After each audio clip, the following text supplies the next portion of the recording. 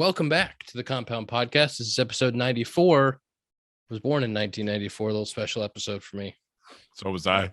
Was that a good time? So was I. It's a good call. Yeah, good. Oops, and you know who wasn't born in 1994, and it's kind of convenient that he's not here this time, is Zach. He was born in 95. He'll be back for episode 95. He had a little bit of timing issue. A little bit of timing issue today. Guy's just an idiot.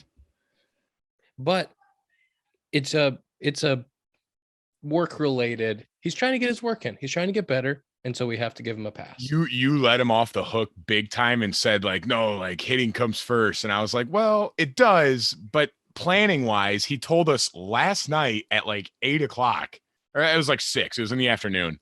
But he's like, yeah, what time can we do tomorrow? Because I'm hitting for 4 hours. I was like, that was a bananas thing too. Unbelievable. Just a crazy. He was like, yeah, we're gonna do one session and then take a break and do another session, but they were only half-hour sessions. It was like, we're doing coins in the machine. How are we deciding on the terms of these sessions? Is it just 30? You only get 30 minutes with this guy? He's such a big deal. I don't understand. That was hilarious. The hitting works.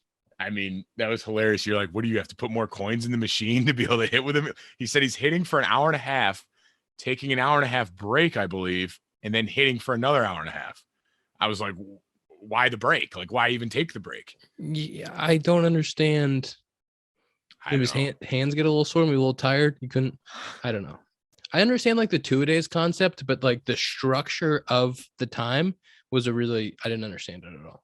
It was very weird. We're going to have to, maybe we'll hear about this next week when he comes back. Maybe we'll get the rundown on what exactly you happened. Saying that you were born in 94 made us forget who we're presented by. Presented by Parse Rum, which I couldn't drink in 1994, but I can drink now. Let me tell you. You're damn right. And I love it. And I absolutely love it. And we plant a tree every time. You have anything else to say about Parse? Anything else to say about our favorite company who we love so much? I love them. They've been with us from the beginning. Always will be. Not quite, because we didn't have any sponsors at the beginning, but That's just true. after. They were our first actual sponsor, though. They were the first one to love us enough to make this whole thing run. But you are also currently drinking something other than Parse. I'm drinking because you are on a little vacation. I am. Little work, little vacation, a little bit of both. I started with a little work beginning of the week. Been on the road for 10 days. Almost. Maybe tomorrow's 10. But little wine country, little vacation, little Paso Robles. Nothing like it. It's unbelievable. It's beautiful. You love wine.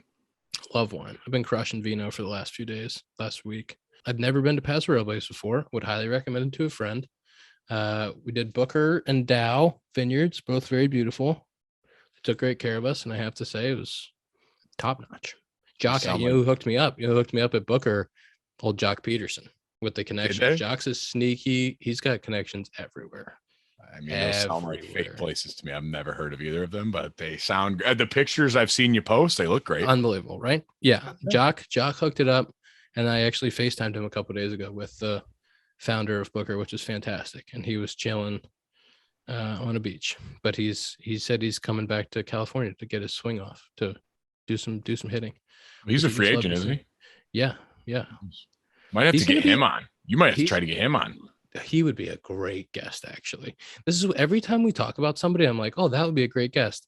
And then well, the thing is, you can't, it's all up to you, because me and Zach don't know them. So it's I can't text Jock Peterson. So it's kind of like, can I say something that's maybe a little bit crazy?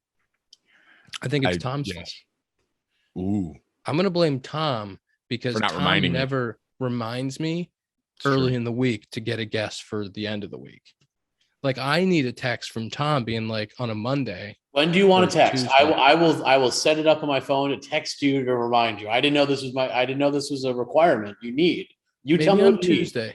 Maybe on Tuesday, because usually what happens is on maybe Saturday, Tom texts me, there's probably a reminder on his phone that's, well, hey, what time are we recording on Monday? And then I text you guys, hey, what time are we recording? But I think now, if you set a reminder on your phone to text me on Tuesday, it'll increase our chances of having a guest by 10%. Okay, listen, I'm happy to do it. 25. It'll help us out by 10%. All right. Which Put that in your calendar. we need that extra percent because otherwise it's not really right now. done. You got about right one now, a month. you're also busy right now, so it's I'm a little busy. Understandable. I do have a list of guests I'm trying to get on. I'm not going to say who I just got ghosted by, but I did a couple things to try to get somebody on the podcast. Why won't you say? Dead ghosted. Because maybe sometime he'll come on, and I don't want to burn the bridge. But when he comes on, we're going to bring up how we were like, yeah, like you ghosted him, and now he's also currently in season. I don't want to look like I'm trying too hard. But that's what I'm saying. He's in season right now, so it's and the team he's on is actually really struggling lately. They've been getting blown out. It may be a Chicago team. It may not be. I don't know. But there's some there's some COVID things. There's some injuries. Zach LaVine's all right. Right? He was the guy that he had a little X-ray, a little MRI. Yeah, I think he's out for a little while. I'm not sure. Yeah, but he's not. It's not season ending. He's all right. Yeah, it wasn't like too bad. I don't think. The release of the morale blend from Connect has been pretty cool to see the Bulls fans get behind it, and the Bleacher Nation guys did the Bulls thing, and all those proceeds go to the first team. It's been pretty cool. And our guy, I don't think we never had him on ours, but I went on his podcast. Connor Carrick, the hockey player. He got some morale blend and was drinking it, and did a message me today, which was pretty cool, or yesterday. I need to say something really quick about this hotel room. I'm in the world's smallest hotel room right now. This is literally, it couldn't be I'm not kidding you. I'm sitting in a chair on the desk where the TV is. I had to move, everything out of the way, and my back is to the bed. Like it's literally just a bed. That's the whole room. There's stuff everywhere. There's no air conditioning. I'm serious. It's 2022. There's no AC. No. And they give you a portable fan in every room that you have to plug in to blow on yourself so that you're not sweating. I don't hate it. I don't hate the fan though. I love a portable fan guy. I need it. I won't sleep without it. Didn't you travel with one? Oh yeah. I always find a way to put it in my suitcase because I don't trust that the hotels will have AC loud enough. I need the sound. It's not so much the air, it's the sound. Oh, really? I also need it cold. Like I want it cold, but the sound's more important. I was going to ask you guys, have you ever played? Like I remember when I was working in the minors, we stayed in a hotel one time, middle of July, out in somewhere out in Washington with no air conditioning, just dying. I mean, did you guys ever stay anywhere without? I mean, it happens sometimes. I feel like. I don't think I've been anywhere where they didn't have it. I've been in places where it was horrible. But I don't know that I'd never had I would try to turn it down. I do remember this was in the big leagues, actually. I can't remember what city it was, but the AC was so shit and wasn't working that I slept because how some rooms, like the vent will be on a far wall away from the bed. So the vent was over by the window and there was a day bed under the window. And so I went and slept on the day bed because it was the only place where the vent was blowing any air. So I posted up on the day bed. I was in Houston this past weekend for Duncan Robinson's wedding. And Shout out Duncan, congrats on getting married. Shout out Duncan, congrats. And the first thing I did was set the AC and I slept with it at 58 degrees. Jesus Christ. I want to freeze. I like waking up with I want a little sore throat. I want a little nasal drip. I want to be uncomfortable in the morning, like afraid to get out of the bed. That's how cold I like my room. Our early listeners will remember this, but the original compound days, like when living in the compound days, when COVID was as new as can be, and we really didn't understand anything about it, Dakota and Zack would sleep in rooms that were so fucking cold.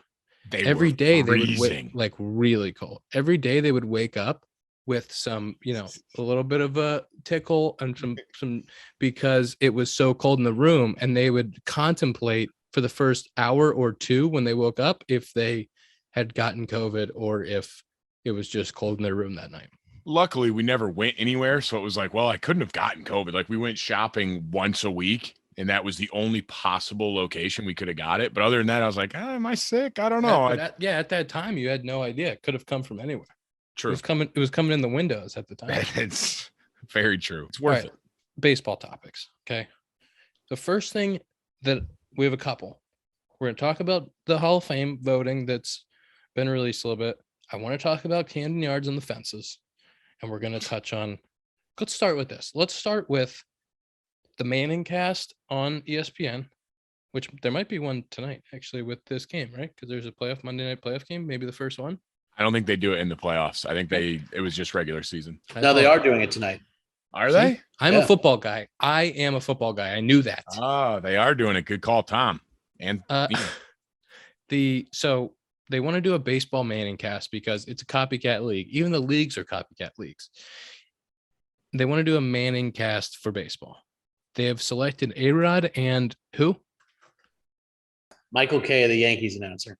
Michael Kay, the Yankees announcer. Nice job. Fan of JOMBOY Media also. So fan of JOMBOY Media, which we love. It's great. I loved Michael Kay growing up, just for the record. So those guys are going to do the Manning cast on ESPN, but it's not called the Manning cast because it's going to be called something else for baseball. I want other names who you would like to listen to do. Not that these guys are bad; they're going to be great, but I have two. I'm going to start. Okay, with my two. I have one went right to the top of my head, but you go first. I'll go first. So I also think JOMBOY should do but you can't rip the issue is ESPN owns the rights to the game, so you can't rip the rights to the game and then do cast. Doesn't make any sense. But I think, and you know what? If anybody uses these ideas, I'm copywriting them right now. They're on the Compound Podcast. We own the IP. You can't use these ideas, okay, without giving us a producer credit. So if somebody takes our ideas and uses them, I'm going to be pissed. But because I want to be a producer on a show, Sean Casey and Mark DeRosa, put those two guys on a telecast together talking about baseball, and the guests that they would have on, absolute gold. Absolute gold. See, like, can you swear on these? Like, is it like, I didn't even enjoy, I don't really like the Manning casts because it's too much going on for me. I just like to watch the game itself. You can't swear. Eli did once give the middle finger, which is what he showed. He gave like double bird. Yeah.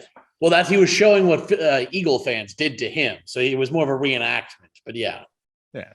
And I think Marshawn Lynch might have said something one time about there's been some slips, but they can't just like blatantly swear. I need like an HBO Manning cast. Like they can just go crazy. Like, oh, this guy sucks. Like, I'm all right with that. That's what it's for. I've said this for a long time, that HBO baseball with commentators being able to say whatever they want, drop F-bombs, maybe talk a little shit on the players, but not too much shit, because guys like they're recently out of the game get it. Like they're not going to just wear players out. I agree. Yeah. I mean, you can't just like attack guys, but like give me give me two guys. I just don't care what people think. And they're up there and they're just like, hey, this guy sucks today. Like, yeah, this guy doesn't have his shit today. There's nothing wrong with that. I mean, this is obviously a Yankee heavy suggestion, but I saw some people saying CC Sabathia because he's very good podcaster. He and Ryan Rucco, who's also a play-by-play guy. And if you want that more traditional aspect too, I think they'd be a good combo. They'd be really good too. I think it would be kind of a cool thing because you have 162. We're not talking about. Oh, you need multiple. I guess for this concept, it's probably Sunday Night Baseball, right? That they're simulcasting, but you could do multiple times a week, different guys on different days, and you could see what works. You don't have to lock it guys up for the whole year. See what works. Try some different characters out. Casey's been getting into podcasting, and he's fantastic. I would like to see that. I think I've always enjoyed him when he's on the network, but I don't think he has the freedom to like really let loose and like do his stuff. But I think there's some other guys out there that would be fun to listen to talk. I think Millar for a whole game would be fun too. Like Millar and Lackey, that would be hilarious. See, the first name that came to my head was Hunter Pence. Really? Which I don't even know how he is like talking, but just watching him play, he just seems like he'd be a funny guy to listen to for 9 innings. Like he feels like someone to me that's going to like joke around and make it intriguing. Yeah, I could see that. I haven't been spending all that time around him, but heck of a ball player. There's hundreds of guys they could get. Yeah, that would be really fun to listen to. I think the ability to bring on guests too is pretty interesting. Like that's what I was going to say. and You could guests even outside of baseball. you could even get guys still playing like they do for the Manicast. Like you can get guys not playing Sunday Night Baseball and have them call in, like a Zoom call, which would be fantastic for the game. Mm-hmm. Can we talk about Camden Yards? I mean, Please. Ian texted me on Saturday, which is very rare, and said, "Please remind me to get very upset about the outfield wall changes at Camden Yards." We're like 20 minutes in this episode, Ian. I'm ready for you to get angry. Listen, if I was playing for the Orioles, and I think maybe I'm so fired up about this because like that area of the field is my bread and butter. It's where I live from the left side. And so, and Wrigley is nice over there when the wind's not blowing in at 100 miles an hour. The Camden was one of those places when you went there, especially like I've only been there once, but it was like you're looking out and you're like, I can get there. I can get there to left center. It was one of those places when you think about a team, like, hey, if you had to go there for a year and prove yourself, Camden's not a bad place to go do it. And guess what? Now they're moving the wall back. So it's like 400 in left center. It's going to be like Pittsburgh. It is so deep out there and they raise the wall. It's fucking egregious. And they're not putting anything out there. Okay. They're not getting more seats out of it. They're not moving a bullpen around. They're actually like just putting more baseball field in, less seats. And I think they still do they have to move the bullpen over? They have to mess with the bullpens? I don't know. But I'm sure they do. Yeah, they maybe it's that's right at the it end. Probably goes right up to the bullpen. It's probably right up to the bullpen. But it doesn't make any sense. It's blowing my mind. And some left fielder is going to run his ass into that corner and get hurt. I don't like it at all. At all. I think it's a great move. I think the deeper the better. How far back can we put those fences? 500? I don't know. Some inside the Parkers would be fun to watch. I don't know. Can you imagine if you're playing for the Orioles, like Cedric Mullins? I don't know what his spray chart looks like, but if you're somebody who just had a good year with the Orioles and they're like, hey, man, just so you know, next year when you come back, 35 feet back, we move those fences back. Like, what the fuck? I think the craziest part is the Tigers went the opposite route and said, we're going to pull center field in. The Orioles, like all the talk is like how to make baseball more fun. And they said, you know what? Let's just move this fence even further back because we want less homers. I want to know when the last time Camden Yards has been changed. The dimensions of Camden have been changed because it's pretty historic. One of the older ones. Yeah. Maybe top 5. When was the last time it's been changed? Okay. Who got approval to do this? It's ridiculous. And who got approval? What do you mean who got approval? The Orioles, I mean, they own the park. Nope. They should have to ask some people. There should be some checks and balances to this shit. I think can't just be moving fences around willy-nilly. And I think you can. Like, I think you can do whatever you want. It. It's unfair. And did they not get the memo that every stadium that's been built recently has been built too deep? Marlins Park, too deep. Citi Field, too deep. They keep yanking fences in because they build these things, and the players go like, "What are we doing?" Hey, you know what I think? If you don't like it, hit the ball farther. So I think they're great. I think if anything, move them further back. They're too close. Look at Yankee Stadium. Place a joke. 314, whatever it is down the right field line. Ugh. I want it 414 down the line. 414 down the line. 514 Let's make a reverse ballpark. Let's make 414 down the line. 300 at dead center. See how that plays. That sounds like a backyard baseball type stadium. It's what's the one in backyard baseball that has the thing? There's the pool in left field. Steel Stadium or whatever. I think it's like Yeah. We need to ask. Yeah, we need to ask our guys at Backyard BBQ. They did that during the COVID. They did all those games. They should have done something like that for the Field of Dreams. Just made it like the craziest dimensions ever. BBQ, I messed that up. Sorry, I felt bad. You said Backyard BBQ, I think. You mean Cespedes BBQ? I wasn't Cespedes BBQ. Cespedes BBQ. I just blanked on that. You combined them. You're gonna have to edit that out so that they don't get mad at me because I like those guys a lot. No, you fixed it. Just redo it. Just do it again. It's too late. Why don't you just keep it? Well, it's too late. Now we're keeping it. Just keep it because it's fine. You fixed it. I want all of this kept. Let them hear it. You know what else are we keeping that or are we not keeping it? Yes, we're keeping it, Tom. Yeah. We're keeping it. Keep it. Cespedes BBQ. I love those guys. Not do. backyard BBQ. Not backyard BBQ. Cespedes BBQ. Cespedes I said we BBQ. should have them on the Backyard. pod. They should come on the pod. That'd be a They good should guest. come on the pod. Here's our shout out. This is my Tuesday shout out. Come on the pod, Cespedes BBQ. Come on the Ian, pod. I think you've got a long list of names still to work through. You got to stop adding to that list Long list. of how Keeps many getting of longer. who we're getting on. Keeps getting longer. Okay. Can we talk about Hall of Fame, please? Yeah. Do you want to get mad about the Hall of Famers? I'm upset. Tell me And about that's it. also because I grew up hating Big Papi. Oh, how I hated him. Not as much as I hated Pedro Martinez, but I hated Big Papi. So I grew up a Yankees fan.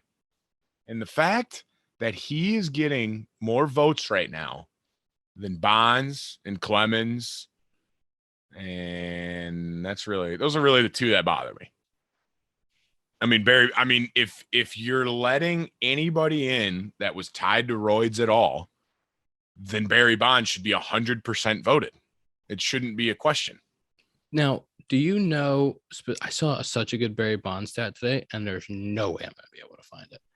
But do you know the details of the Ortiz connection? Oh, I know the stat you're talking about. I'll tell you the stat. No, It's it was not- the it's steals not and right. homers. Yes. Yes. It was like from the time he debuted to 300 like something. 96. Yeah. It was 300 and something homers and 300 and something stolen bases. It was in like 10 years only. yes. His first 10 years. It was until 96 was the cutoff. Yeah. For those stats, nobody else in the history of baseball has done that. And that was halfway through his career. That was only to 96. Insane. And he's the only guy in the 400, 400, and 500, 500 club, right? It's that- bananas. Is that good? It's Listen. his stats are so dumb that it's the only person that I like see like, yeah, he took roids, but I'm like, but man, did he take advantage of it? Like he fucking put up freaky stats. It's actually so tough on the game too that he's the best player on the planet ever in the history of the game. Not even close. His stats make everybody else, even guys that played in 1920s when they were only playing guys from white guys from upstate New York. Like he makes those numbers look silly. And it's unfortunate that it's so tainted, but Ortiz Ortiz never actually popped a positive, right? Like he has a connection. He was named in a report with a couple other guys. Yeah, so I was just looking into this because I honestly didn't remember. In 2003, they leaked the names. I think that was like the Mitchell report or whatever. They had everyone who tested positive. He was on that list, but we don't know what he tested positive for. And supposedly there are 10 guys out of the 104 who were on that list that were false positives. So there's some chance that he may have actually not been positive. So we don't know what he tested positive for, and we don't know if he was truly positive. But And never served a suspension. correct. And then after 04, he never tested positive again. Correct. You want to know who else never tested positive? Barry Bonds. Dakota Mekas. Great point. Barry Bonds never technically tested positive. Just But saying. He did admit to I you. think he might have admitted. I think he He did- might I have think he flat did out admit to admitted that he took roids. He did. But It is crazy. Like I listened to the Rose rotation when he was talking to Pass, and I don't know who else. There was like 3 or 4 guys he had on. And he was talking about the voting. These guys all have a Hall of Fame vote and talking about voting. And it was really interesting to hear like their perspective and the way that they go about it and think about it. And they've been following baseball for so long. Like they have such a wealth of knowledge. But it's crazy to think that some voters have an opinion on steroids, won't vote for anybody. But some voters, if you did a poll of all the voters and asked them if David Ortiz did steroids, I wonder what percentage would be like. What percentage would even say yes? Would even know?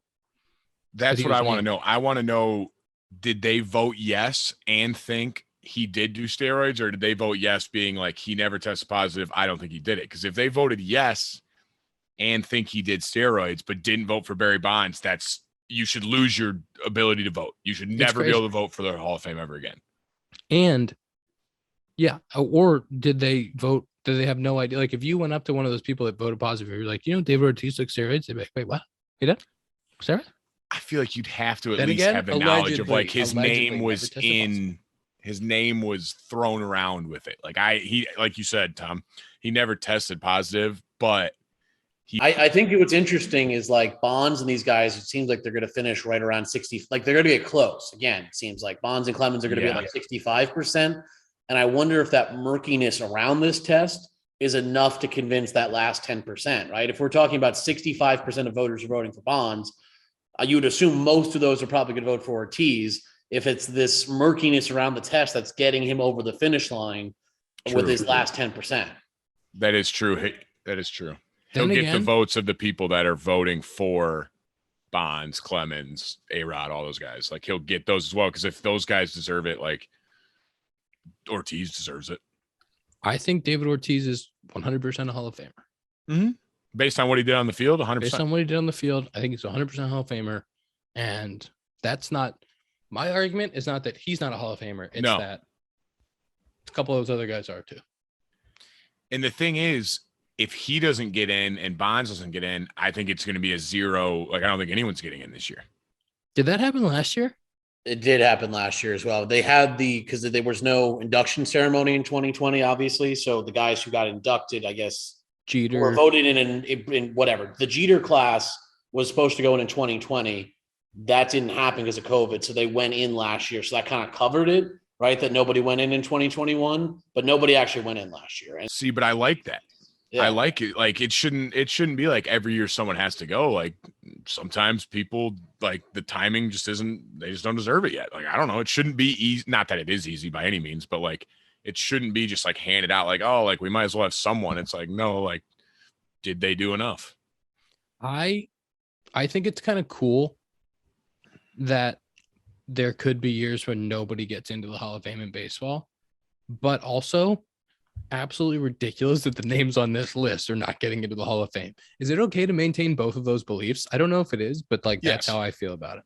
I'm definitely like a small hall guy. Like I feel like you look at like basketball, for example, like if you just score 20,000 points in basketball, you're getting in the Hall of Fame, regardless of what else you did in your career. I mean, so I'm a believer that like it should be like the best of the best, but I think there's an argument to be made that you can be a small hall guy and still think Bonds and Clemens and everyone else are worthy based on what they did in their careers. Yeah, I liked Jake and Jimmy's triangle hall, the wide.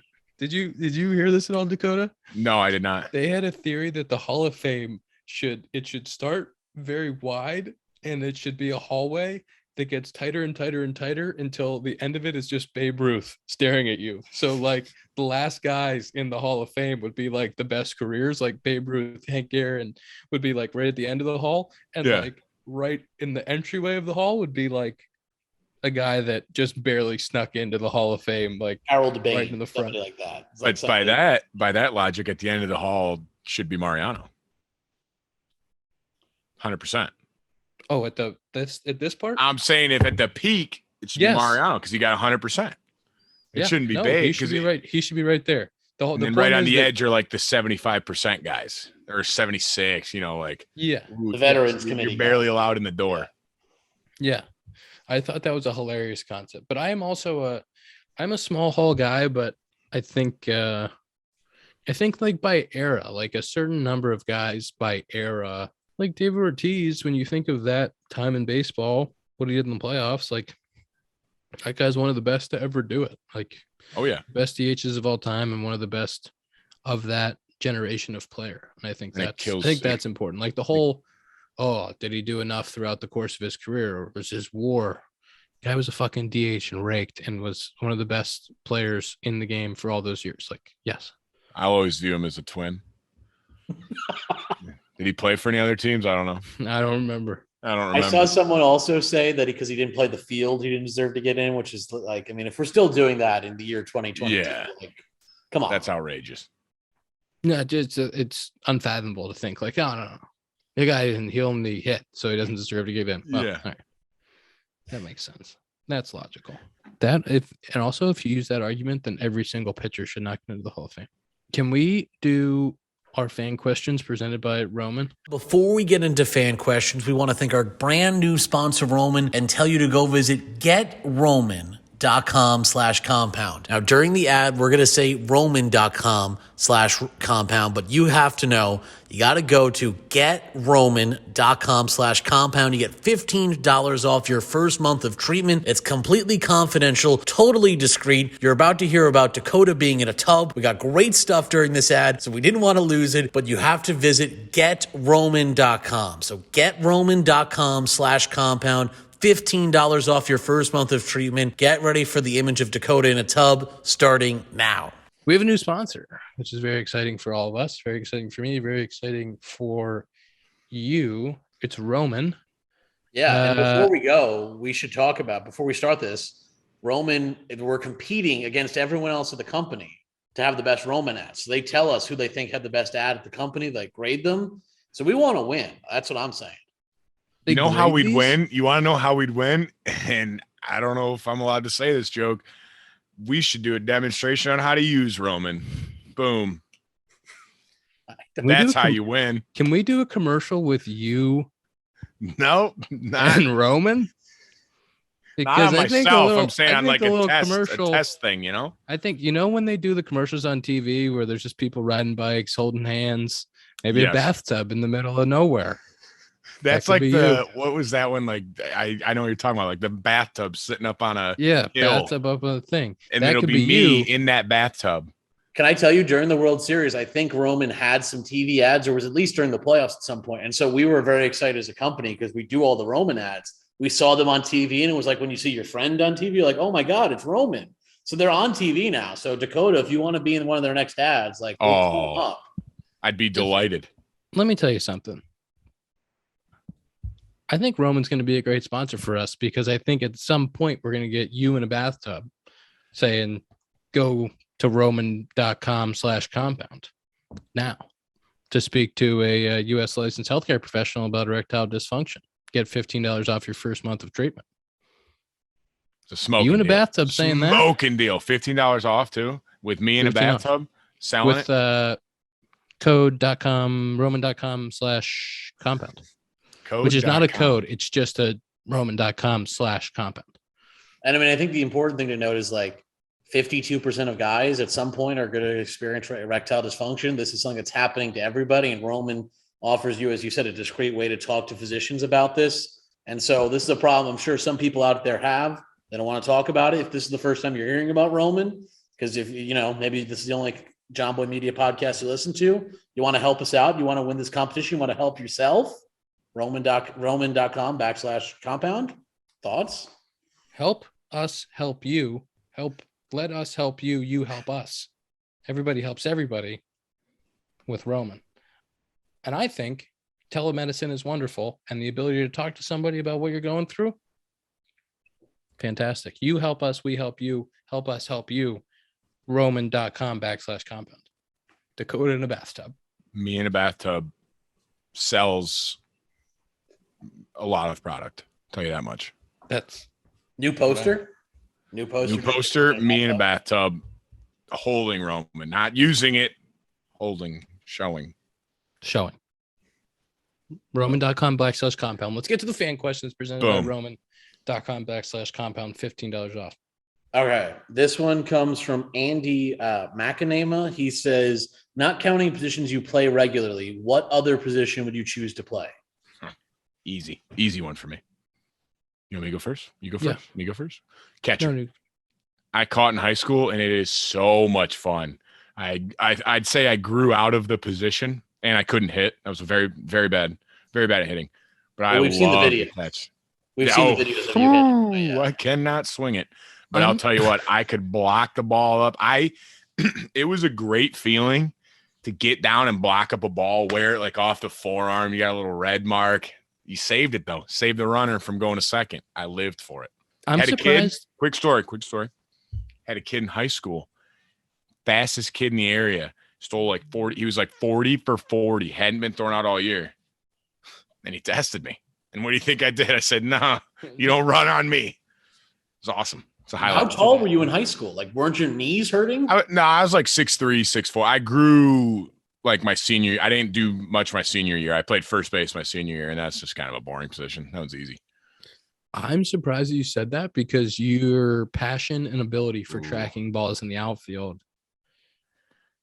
Yes, I do love to shag flies, but the outfield can get, the outfield can get boring. Like Can you get might boring. not get a ball the whole game. You might get one ball all game. And it might be like a ground ball that you just lob into the cutoff, man. Like I like being in the action.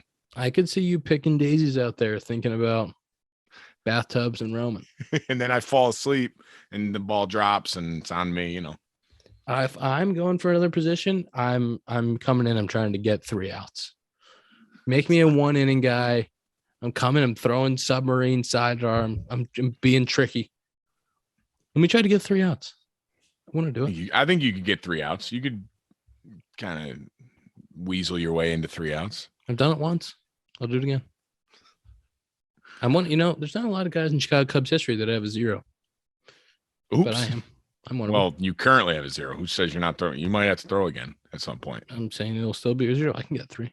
I mean, Ian right now, first all-time in JOMBOY Media homers, first all-time in JOMBOY Media ERA as well. So. Not homers. Plouffe got more. Oh, that's right. I forgot. Plouffe's in the 100 homer club. Don't take that away from him. No, listen, my mistake. But next season, I think you got a chance. What next are you at season, right now? I might be able to get him. I'm at 80. 80. Good cover. Pretend like you don't know. 85. 85? 85 might be right. He's at 106. So that's what, 21? Yeah, I could get him. Yeah. Oh, it's easy. That's easy. That first half. I feel like first half we're already past. Yeah.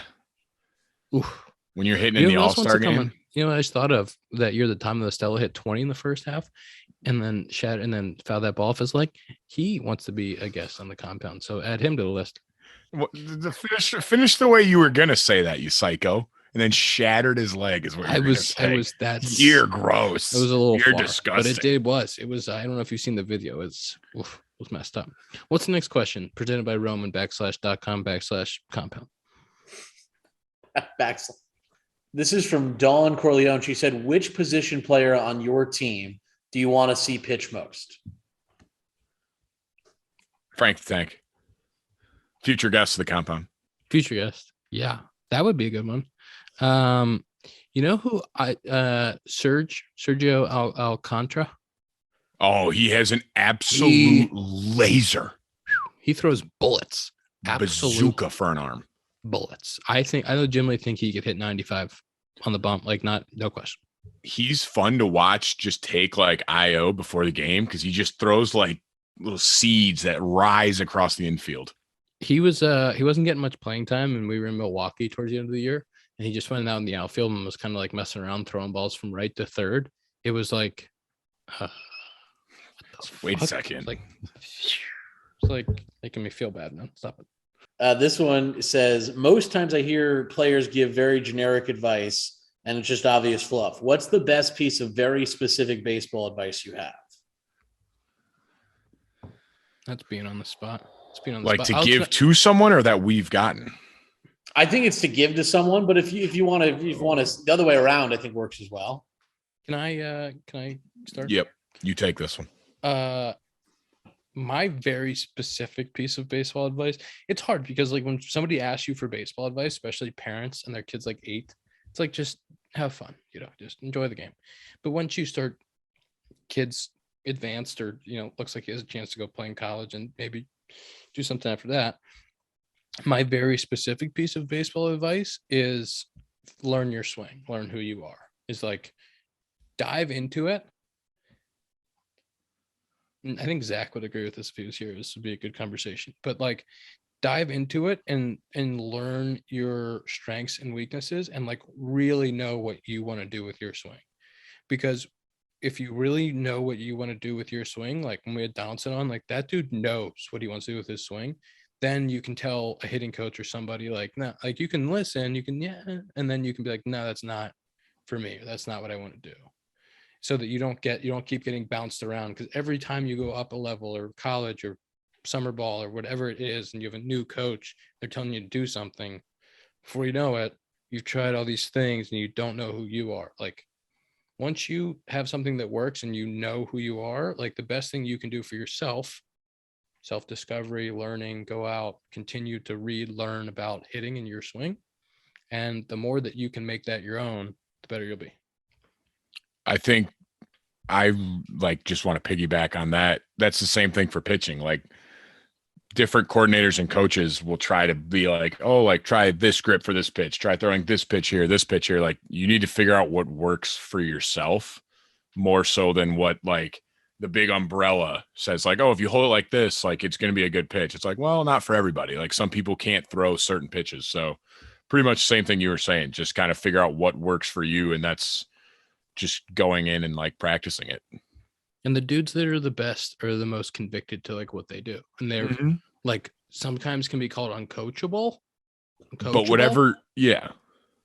Just crazy. But like they're the dudes that believe in themselves and have the ability and the confidence to be like, and that's not, and you can do it respectfully. Okay. You. And I was going to say, that's not saying like, tell your coach, like, oh no, hell no, I'm not doing that. It's man, like, no, like, but it's like, hear them out. But like, if you know, like this works for me, continue to do that. Yeah. But then you have the ability, if you really understand yourself, you'll have the ability in your head, not to the coach's face, in your head to say, I understand what you're trying to say and get me to do, or I like it the way that I do. All right. I think we got time for one more. This comes from Leslie. It says, what is the thing that you look forward to most with spring training? For me, it's literally just seeing everyone again. Like, because you make so many friends throughout the year that once you leave, you literally don't see them for 4 months. And it's kind of weird because you see someone every day for 8-9 months, and then you go away for 3-4 months and don't see them at all. So it's just kind of cool getting back and seeing everybody. Yeah, I love the schedule there. Like it's the best 2 months of the year because your schedule is up early in the morning, get to see everybody, get to hang out with your buddies, get to, it's the best time for actually getting work in because everything's right there. And you have like a bunch of warm bodies to help you. Like all the coaches are there to be able to hit you, fungos, throw whatever. And then you get to play golf in the afternoon. So like the schedule's unbelievable, but like seeing the guys and being back around everybody it's a special time of year. And then when you're there for week 7 and 8, you want to kill yourself and go. Yeah. And when it's that long, you're like, okay, I'm glad to be back, but let's get out of Arizona. I've lived here for a long time. That was fan questions presented by Roman /compound.com Roman.com/compound / Dakota in a bathtub. I don't know what you're going to find out when you get to that website. Okay, let's do screen time before we let the people go. Don't forget that this entire episode was presented by Parse Rum because I love Parse and you love Parse. When I say Parse, you say Rum. Oh, you won. Wow. Unbelievable. Let's go. Nice Your job, Zach. Again. Again. Where were you? Before we do screen time, you are 3 hours behind us. So this 4 is out. 4 hours, 56 minutes. My screen time's messed up. It's not right. I'm 4 hours and 20 minutes, but that's not right because an hour and 7 minutes. It doesn't make any sense. Oh no. And you can add 3 hours on top of that. So 7 hours. Tom? 5:20. Let's go, Tom. That Ian 100% loses because he's literally 3 hours behind us. I wonder what Zach's screen time was. He should, what he should have done? He should have at least sent us his screen. That's true. But he doesn't care. But he's been hitting for 6 hours. He's busy, Yeah. I wonder where he got the coins for the machine. He's probably not overthinking or anything right now. Yeah, no. He's probably not working on it. How many quarters do you think he brought? Must have to bring Oh my gosh. He's been saving up all year for this. Yeah. He broke the piggy bank and then took it with him. All right. This has been a great episode. 95 next week. Zach's back. Tom's going to text me about maybe getting a guest on that. Episode 95 of the Compound Podcast. 94. Next 94. week's 95. Next week's 95. Your birthday. See you next week.